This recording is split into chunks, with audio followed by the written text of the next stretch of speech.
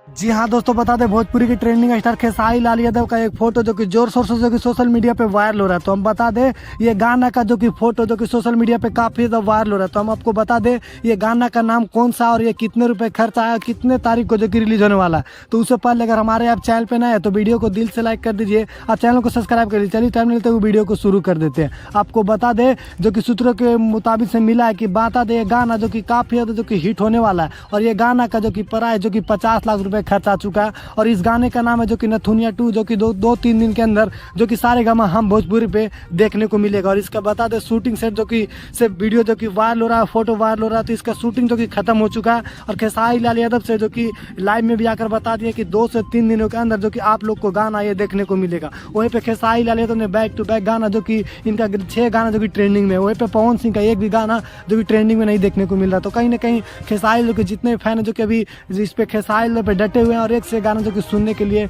मुताबिक है। तो चलिए आप भी इस गाने को सुनिएगा। तो चलिए मिलते हैं फिर अगले वीडियो में।